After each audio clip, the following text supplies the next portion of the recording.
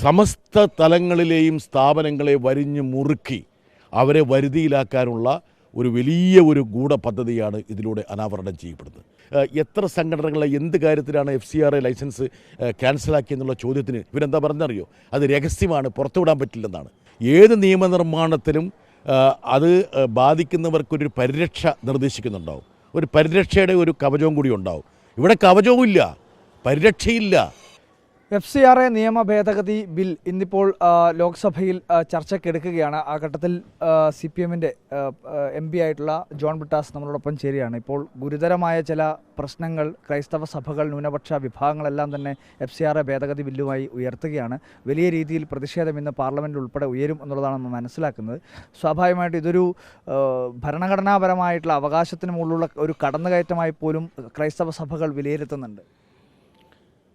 പശ്ചിമേഷ്യയിലെ യുദ്ധത്തിൻ്റെ പശ്ചാത്തലത്തിൽ രാജ്യത്തുടനീളം ഒരു കോവിഡിന് സമാനമായ സാഹചര്യം സംജാതമായി എന്ന് പറഞ്ഞത് മറ്റാരുമല്ല, പ്രധാനമന്ത്രിയാണ്. അത്തരമൊരു അരക്ഷിതാവസ്ഥയും സാമ്പത്തിക മാന്ദ്യവും നമ്മുടെ രാജ്യത്ത് നിലനിൽക്കുമ്പോൾ വിവിധ വിഭാഗങ്ങളെ പീഡിപ്പിക്കാനും അവരുടെ സ്ഥാപനങ്ങൾ കവർന്നെടുക്കാനും ഇതുപോലുള്ള ഒരു നിയമം കൊണ്ടുവരണമെങ്കിൽ ഈ സർക്കാരിനെ എന്താണ് വിളിക്കേണ്ടത്? ഒരു ഫാഷിസ്റ്റ് രാജ്യത്ത് പോലും ഇതുപോലെ മൗലികാവകാശങ്ങളും അതല്ലെങ്കിൽ ഓരോ പൗരസംഘടനയ്ക്കുള്ള സ്വാതന്ത്ര്യവും കവർന്നെടുക്കുന്ന ഇതുപോലുള്ള ബില്ലുകൾ ഇതുപോലെ കൊണ്ടുവന്നിട്ടുണ്ടാകില്ല. അതുകൊണ്ടാണ് ഇത് ഞങ്ങളെയൊക്കെ അമ്പരപ്പിക്കുന്നത്. ഈ മേഖലയുമായി ബന്ധപ്പെട്ട് പ്രവർത്തിക്കുന്നവരുമായിട്ടോ പ്രതിപക്ഷവുമായിട്ടോ യാതൊരുവിധ ചർച്ചയും നടത്തിയിട്ടില്ല. ഈ ബില്ലിൻ്റെ ഗുരുതരമായ പ്രത്യാഘാതങ്ങളെന്ന് പറയുന്നത് പതിറ്റാണ്ടുകളായി സ്വന്തം സമുദായത്തിൻ്റെ അല്ലെങ്കിൽ സഹൃദയ വലയത്തിൻ്റെ സഹായത്തോടെ പടുത്തുയർത്തിയിട്ടുള്ള സ്ഥാപനങ്ങളെ ഒറ്റയടിക്ക് ഏറ്റെടുക്കാൻ വേണ്ടിയും അത് മറ്റുള്ള ആൾക്കാർ കൈമാറാൻ വേണ്ടി കേന്ദ്ര സർക്കാരിന് അവകാശം നൽകുന്നു എന്നുള്ളതാണ്. ഇതിൻ്റെ വിവിധ വ്യവസ്ഥകൾ ഇതിന് മുൻകാല പ്രാബല്യം കൂടി കൊടുത്തിരിക്കുകയാണ്. എന്ന് വെച്ചാൽ 1 രൂപ വിദേശത്തു നിന്നൊരു ധനസഹായം കിട്ടി എന്ന പേരിൽ 99 രൂപയും സ്വന്തം പണമാണെങ്കിൽ പോലും അതിന് മുടക്കിയ ആ സ്ഥാപനത്തിൻ്റെ ആ ഒരു പ്രത്യേക സ്വത്തുവകകൾ ഈ ഗവൺമെൻറ് ഏറ്റെടുക്കാൻ വേണ്ടി പോവുകയാണ്. ആരാണ് ഏറ്റെടുക്കുന്നത്? ഏതെങ്കിലും നീതിന്യായ പരിരക്ഷയുള്ള സ്ഥാപനങ്ങളാണോ? അല്ല, ഗവൺമെൻറ് നിശ്ചയിക്കുന്ന നിയുക്ത ഏജൻസി. അമിത്ഷാ തന്നെ എല്ലാം ചെയ്യും. അമിത്ഷാ തന്നെ തീരുമാനിക്കും ഏത് സ്ഥാപനത്തിൻ്റെ ലൈസൻസ് പുതുക്കി കൊടുക്കണം, ഏത് സ്ഥാപനത്തിൻ്റെ ലൈസൻസ് പുതുക്കി കൊടുക്കാൻ പാടില്ല. 22,000 ലൈസൻസുകൾ റദ്ദാക്കി. ഏതെങ്കിലും ഏജൻസി ഏതെങ്കിലും സൂക്ഷ്മമായ വശങ്ങൾ പരിശോധിച്ചിട്ടാണോ? ഏകപക്ഷീയമായിട്ടാണ് ഇവർ ചെയ്തത്. ഇനി ഒരു ലൈസൻസ് പുതുക്കാൻ വേണ്ടി 4-5 വർഷമൊക്കെ എടുക്കുന്നുണ്ട്. ഇപ്പോൾ ഈ ബില്ല് പ്രകാരം എന്താണ്? അതായത് പുതുക്കി കൊടുക്കുന്നതിൻ്റെ കാലാവധി നീണ്ടുപോയാൽ മതി, സസ്പെൻഡ് ചെയ്താൽ മതി, റദ്ദാക്കണമെന്ന് പോലുമില്ല. അപ്പോൾ അതുപോലെ ഡ്രക്കോണിനായിട്ടുള്ള UAPയെക്കാളും ഭീകരമായ വ്യവസ്ഥകളുള്ള ഒരു ബില്ലാണിത്.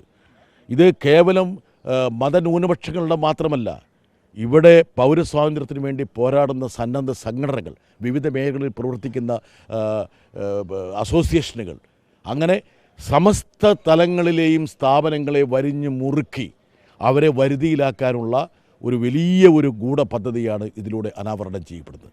ഇതിനെ ശക്തിയുക്തം ഞങ്ങൾ എതിർക്കും. ഇതിനകത്ത് ഇപ്പോൾ കോൺഗ്രസ് ഉൾപ്പെടെയുള്ള പാർട്ടികൾ എല്ലാ MP-മാരോടും അടിയന്തരമായി ലോക്സഭയിലേക്ക് എത്താൻ വേണ്ടി ഇന്നിപ്പോൾ KC വേണുഗോപാൽ തന്നെ നിർദ്ദേശം നൽകിയിട്ടുണ്ട്. കേരളത്തിലെ എല്ലാ MP-മാരും തെരഞ്ഞെടുപ്പ് പ്രവർത്തനങ്ങളൊക്കെ മാറ്റിവെച്ചുകൊണ്ട് അവിടത്തേക്ക് എത്തണമെന്നുള്ളത് അതിശക്തമായിട്ടുള്ളൊരു പ്രതിഷേധത്തിലേക്ക് കോൺഗ്രസും മറ്റ് പ്രതിപക്ഷ പാർട്ടികളൊക്കെ കടക്കാൻ വേണ്ടി തന്നെയാണ് ഇപ്പോൾ തീരുമാനിച്ചിരിക്കുന്നതെന്നാണ് മനസ്സിലാക്കുന്നത്. എനിക്ക് കിട്ടുന്ന അപ്പം അമിത്ഷാ ഉൾപ്പെടെയുള്ള ആൾക്കാർക്ക് ഈ ബില്ലിലെ വ്യവസ്ഥകളെ സംബന്ധിച്ച് അതെങ്ങനെയാണ് പ്രത്യാഘാതം സൃഷ്ടിക്കുന്നതിനെക്കുറിച്ച് ഞാൻ കത്തുകൾ എഴുതിയിരുന്നു. വിവിധ ആൾക്കാരുമായി ബന്ധപ്പെട്ടിരുന്നു. ഇന്നലെ ക്ലീമസ് ബാവയുമായിട്ട് ഞാൻ സംസാരിച്ചു. CBSIയുടെ വക്താക്കളുമായിട്ട് സംസാരിച്ചു. നിരന്തരമായ സമ്പർക്കത്തിലാണ്. ഞങ്ങളും ഞങ്ങളുടെ പാർട്ടിയുടെ ലോക്സഭാ അംഗങ്ങളോട് അവിടെ ഹാജരാകാൻ പറഞ്ഞിട്ടുണ്ട്. തുടർന്ന് ഞാനും ഡൽഹിയിലേക്ക് പോകുന്നതാണ് ഇത് വരുന്നത്.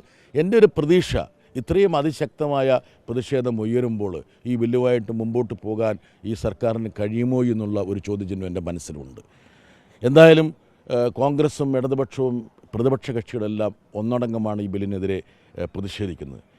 അതിൽ ഞങ്ങൾക്ക് സന്തോഷമുണ്ട്. ഒരു കാര്യം ഞങ്ങൾ പറഞ്ഞിരുന്നു, വഖഫ് ഭേദഗതി ബില്ല് കൊണ്ടുവന്നപ്പോൾ ഞങ്ങൾ എല്ലാവരോടും പറഞ്ഞൊരു കാര്യമുണ്ട്, ഇത് തുടക്കം മാത്രമാണ്. ഇവരോരോ സമുദായത്തെയും എല്ലാ വിഭാഗങ്ങളെയും കയറി പിടിക്കും. ഇത് ഏതെങ്കിലും ഒരു പ്രത്യേക മതവിഭാഗത്തെ മാത്രം ലക്ഷ്യമിട്ടുകൊണ്ടല്ല. BJP RSSനെ എതിർക്കുന്ന എല്ലാവരെയും, അതിൽ മതമൊന്നുമില്ല. ഇപ്പോൾ ഉദാഹരണം പറഞ്ഞാൽ റദ്ദാക്കപ്പെട്ട FCRA ലൈസൻസിൻ്റെ പട്ടിക നോക്കിക്കഴിഞ്ഞാൽ സാധാരണക്കാർക്ക് വേണ്ടി പ്രവർത്തിക്കുന്ന കാരുണ്യ സ്ഥാപനങ്ങൾ എത്രയോ. ഇപ്പോൾ ഇവിടെ ഒരു എത്തീംഖാനയുണ്ട്, ആ എത്തീംഖാന നാളെ ഏറ്റെടുക്കും. ഇവരാരാ ഇതൊക്കെ തീരുമാനിക്കാൻ വേണ്ടി? RSS തീരുമാനിക്കാൻ വേണ്ടി. ഇന്ത്യയിൽ ഏറ്റവും കൂടുതൽ വിദേശ പണം കിട്ടുന്ന ഒരു NGO എന്ന് പറയുന്നത് RSS ആണ്.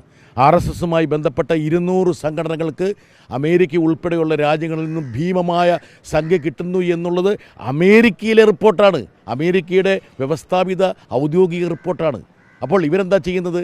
മറ്റ് ഇതര സംഘടനകളുമായി ബന്ധപ്പെട്ട പ്രവർത്തനങ്ങൾ കംപ്ലീറ്റ് അവസാനിപ്പിക്കുക. ഇപ്പോൾ ലഡാക്കിൽ സാധാരണക്കാർക്ക് വേണ്ടി പോരാടുന്ന സോനം വാങ്ചൂക്കിൻ്റെ സംഘടനയുടെ ലൈസൻസ് റദ്ദാക്കിയില്ലേ? എന്തെങ്കിലും നടപടിക്രമം പാലിച്ചിട്ടാണോ?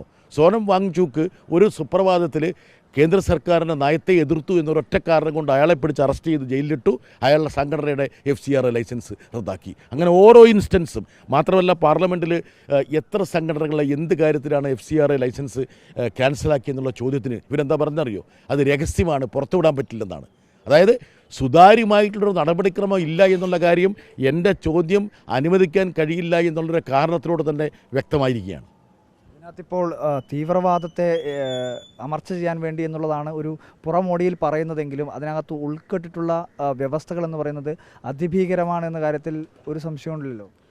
ഈ വ്യവസ്ഥകളെന്ന് പറഞ്ഞാൽ ഒരു ജനാധിപത്യ രാജ്യത്തും, എന്തിനേറെ ഒരു രാജ്യത്തും, ഇപ്പം രാജാവ് ഭരിക്കുന്ന രാജ്യത്ത് പോലും ഇതുള്ളൊരു വ്യവസ്ഥ ഉണ്ടാവില്ല. അതായത് ഞാനതിനെ സൂക്ഷ്മമായിട്ട് ഇഴകേറി പരിശോധിച്ചപ്പോൾ ഇങ്ങനെ ഒരു നിയമനിർമ്മാണം നടത്താൻ പറ്റുമോ? ഏത് നിയമനിർമ്മാണത്തിലും അത് ബാധിക്കുന്നവർക്കൊരു പരിരക്ഷ നിർദ്ദേശിക്കുന്നുണ്ടാവും. ഒരു പരിരക്ഷയുടെ ഒരു കവചവും കൂടി ഉണ്ടാവും.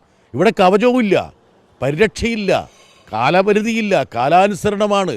60 വർഷം മുമ്പ് ഇവിടെ ഒരു പള്ളി പണിയാൻ വേണ്ടിയിട്ട് അല്പം സഹായം കിട്ടിയെങ്കിൽ ഈ പള്ളി നാളെ ഏറ്റെടുക്കും. ഇത് കേവലം സ്ഥാപനങ്ങൾ മാത്രമല്ല, ആരാധനാലയങ്ങൾ ഉൾപ്പെടെ എല്ലാം ഏറ്റെടുക്കാനുള്ള വ്യവസ്ഥയാണ് ഇതിനകത്തുള്ളത്. ഏറ്റെടുത്ത് കഴിഞ്ഞാൽ ഈ ഏജൻസിക്ക് യഥേഷ്ടം ഇത് വേണേൽ കൈമാറാം, വിൽക്കാം, ആർക്ക് വേണമെങ്കിലും കൊടുക്കാം. പിന്നെ മറ്റൊരു കാര്യം, അതായത് ഈ ട്രസ്റ്റുമായി ബന്ധപ്പെട്ട് ഏറ്റെടുക്കുന്ന, റദ്ദാക്കപ്പെടുന്ന, സസ്പെൻഡ് ചെയ്യപ്പെടുന്ന ലൈസൻസുള്ള ഒരു സ്ഥാപനവുമായി ബന്ധപ്പെട്ട ട്രസ്റ്റ്, ഡയറക്ടർ, അങ്ങനെ അതുമായിട്ട് എന്തെങ്കിലും തരത്തിൽ ബന്ധമുള്ളവരെയൊക്കെ അറസ്റ്റ് ചെയ്യാൻ പറ്റും. എന്ന് പറഞ്ഞാൽ 60 വർഷം മുമ്പ് നിങ്ങൾക്ക് ഇങ്ങനൊരു സംഭവം ഉണ്ടായി എന്ന് പറഞ്ഞ് ഒരാളെ വേണമെങ്കിൽ അറസ്റ്റ് ചെയ്യാൻ പറ്റും. ഇവരുടെ സ്വഭാവത്തിൽ ഇവർ മോർച്ചറി കയറി ആൾക്കാരെ എടുത്തുകൊണ്ട് പോകും. ഇവരുടെ സ്വഭാവത്തിന് അങ്ങനത്തെയുള്ള രീതിയാണ് ഇവർ അവലംബിക്കുന്നത്. മുൻപും ഇത്തരത്തിൽ ഇതിന് സമാനമായ രീതിയിലുള്ള ചില വ്യവസ്ഥകളൊക്കെ നടപ്പിലാക്കാനുള്ള നീക്കങ്ങളൊക്കെ നടത്തിയിട്ടുണ്ട് എന്നുള്ളതാണ് മനസ്സിലാക്കാൻ കഴിയുന്നത്. അത്തരത്തിലുള്ള കാര്യങ്ങളൊക്കെ ശ്രദ്ധയിൽപ്പെട്ടിട്ടുണ്ടോ? 2020 ഒരു ഭേദഗതി വന്നിരുന്നു. അന്ന് തന്നെ ഇത് കർക്കശമാക്കിയിരുന്നു. അതുമാത്രമല്ല FCRA SBIയുടെ പാർലമെൻറ്റിലുള്ള ബ്രാഞ്ചിലൂടെ തന്നെ റൂട്ട് ചെയ്യണമെന്ന് പോലും പറഞ്ഞിരുന്നു. മാത്രമല്ല FCR നിന്ന് ചിലവാക്കുന്ന അഡ്മിനിസ്ട്രേറ്റീവ് കാരണങ്ങൾക്ക് ചിലവാക്കുന്ന തുകയ്ക്കുള്ള ഒരു സീലിംഗ് നിശ്ചയിച്ചിരുന്നു.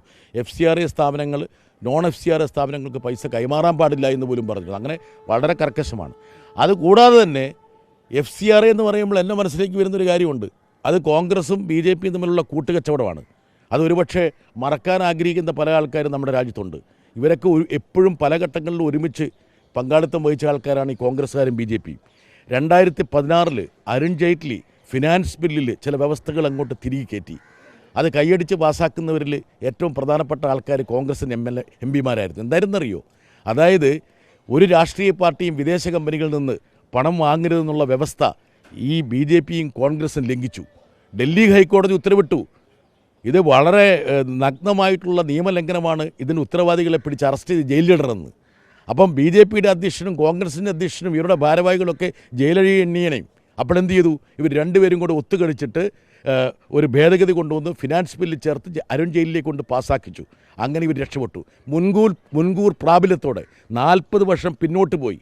അതായത് 40 വർഷക്കാലത്തിന് ഇടയിൽ ഇവർ വാങ്ങിയിട്ടുള്ള എല്ലാ വിദേശ ഫണ്ടുകളെയും ഇവർ നിയമാനുസൃതമാക്കി കള്ളക്കളി കളിച്ചവരാണ് ഈ കോൺഗ്രസും BJPയും. അപ്പോൾ ഇവർ പല ഘട്ടങ്ങളിലും ഇവർ ഒരുമിച്ച് നിന്ന് ഈ FCRയുടെ മുകളിലുള്ള പ്രയോജനം എടുത്തിട്ടുള്ളവരാണെന്നുള്ളൊരു കാര്യം കൂടി ഈ ഒരു ഘട്ടത്തിൽ ഓർക്കുന്നത് നന്നായിരിക്കുമെന്നാണ് എനിക്ക് തോന്നുന്നത്. മറ്റൊരു പ്രധാനപ്പെട്ട ഒരു കാര്യം കൂടി, അതായത് ഇന്നലെ രാഹുൽ ഗാന്ധി കണ്ണൂരിൽ വന്ന് പ്രസംഗിച്ചത് ട്രംപ് എങ്ങനെയാണോ മോദിയെ നിയന്ത്രിക്കുന്നത് അതുപോലെയാണ് മോദി കേരളത്തിൽ പിണറായി വിജയനെ നിയന്ത്രിക്കുന്നതെന്നുള്ള ഗുരുതരമായിട്ടുള്ളൊരു ആരോപണം ഉന്നയിച്ചിരുന്നു. അതായത് ഇന്ത്യ സഖ്യത്തിൽ ഒരുമിച്ച് നിൽക്കുന്ന രണ്ട് രാഷ്ട്രീയ പ്രസ്ഥാനത്തിൻ്റെ നേതാക്കൾ തമ്മിലാണ് പരസ്പരം അങ്ങോട്ടും ഇങ്ങോട്ടൊക്കെ വാക്പോരിലേക്ക് ഏർപ്പെടുന്നത്. അത് ഏത് തരത്തിലായിരിക്കും ഇനി ഇന്ത്യ സഖ്യത്തിൻ്റെ മുന്നോട്ട് പോക്കിന്?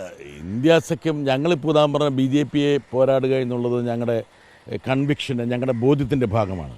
അതല്ലാതെ ഏതെങ്കിലും സൗകര്യത്തിൻ്റെ ഭാഗമല്ല, അധികാരത്തിൻ്റെ ഭാഗമല്ല. 2004 ഞങ്ങളിവിടുന്ന് 63 MPമാരുമായിട്ട് ഡൽഹി പോയപ്പോഴും ഞങ്ങൾ കോൺഗ്രസിനെയാണ് തോൽപ്പിച്ചെങ്കിൽ പോലും ഞങ്ങളുടെ പിന്തുണ കോൺഗ്രസിന് കൊടുത്ത് BJPയെ മാറ്റി നിർത്തിയവരാണ് ഞങ്ങൾ. ഇപ്പോൾ ഈ രാഹുൽ ഗാന്ധിയുടെ പ്രശ്നം എന്താ വെച്ചാൽ ആ കുടുംബത്തിൻ്റെ അല്ലെങ്കിൽ ഹൈക്കമാൻഡ് രണ്ടും ഒന്ന് തന്നെയാണല്ലോ, അതിൻ്റെ അടിത്തറ എന്ന് പറയുന്നത് കേരളമാണ്. അപ്പോൾ അടിത്തറ പിഴുതു പോകാതിരിക്കാൻ വേണ്ടിയിട്ട് പച്ചക്കള്ളങ്ങൾ ഇങ്ങനെ പറഞ്ഞുകൊണ്ടിരിക്കുകയാണ്. ഇപ്പോൾ കോൺഗ്രസ്സുകാർക്ക് ഈ നുണ പറയലെന്ന് പറയുന്നത് ഒരു മാരക പകർച്ചവ്യാധിയായിട്ട് മാറിയിരിക്കുകയാണ്. അപ്പോൾ അത് രാഹുൽ ഗാന്ധി ബാധിച്ചിട്ടുണ്ട്. കേന്ദ്രത്തിനെതിരെ ഏറ്റവും കൂടുതൽ പൊരുതുന്ന പോരാടിയിട്ടുള്ള ഒരു മുഖ്യമന്ത്രി ഉണ്ടെങ്കിൽ അത് പിണറായി വിജയനും സ്റ്റാലിനുമാണ്. ഏതെങ്കിലും കോൺഗ്രസ് മുഖ്യമന്ത്രിമാർ പോരാടിയിട്ടുണ്ടോ? ഈ പറയുന്ന UDFൻ്റെ എത്ര MPമാർ BJPക്കെതിരെ RSSനെതിരെയും പാർലമെൻറ്റിൽ വാ തുറന്നിട്ടുണ്ട്? ഒരാളും തുറന്നിട്ടില്ല. ഞങ്ങളെപ്പോലുള്ള ആൾക്കാരൊക്കെ നെഞ്ചെടുത്ത് അവിടെ BJP RSSനെയും പ്രതിരോധിക്കുമ്പോൾ ഇവരൊക്കെ എന്താ ചെയ്തത്? ഇവരെന്താ ചെയ്യുന്നത്? എന്തെങ്കിലും കമാന്തര അക്ഷം പറഞ്ഞിട്ടുണ്ടോ? അതുകൊണ്ട് ഇവർക്കൊന്നും പറയാനുള്ള യാതൊരു ധാർമ്മിക അവകാശവുമില്ല. പിണറായിയെപ്പോലുള്ള കരുത്തനായിട്ടുള്ള ഒരു വ്യക്തിത്വത്തെ എങ്ങനെയെങ്കിലും അല്പം മോശക്കാരനായി ചിത്രീകരിച്ചാൽ 2 വോട്ട് കിട്ടുമോ എന്നറിയാൻ വേണ്ടിയിട്ടുള്ള ഒരു നുണപറച്ചൽ മത്സരമാണ് കേരളത്തിൽ നടക്കുന്നത്. എന്തായാലും FCRA നിയമ ഭേദഗതി ബില്ലുമായി അതിശക്തമായിട്ടുള്ള പ്രതിഷേധം ലോക്സഭയിലും രാജ്യസഭയിലുമൊക്കെ ഉണ്ടാകും എന്നുള്ളതാണ് ഇപ്പോൾ ജോൺ ബ്രിട്ടാസ് വ്യക്തമാക്കുന്നത്. വീഡിയോ ജേർണലിസ്റ്റ് ലിമേശ്വർ വഴിക്കൊപ്പം reporter Arjun Kalyad in reporter Kannur.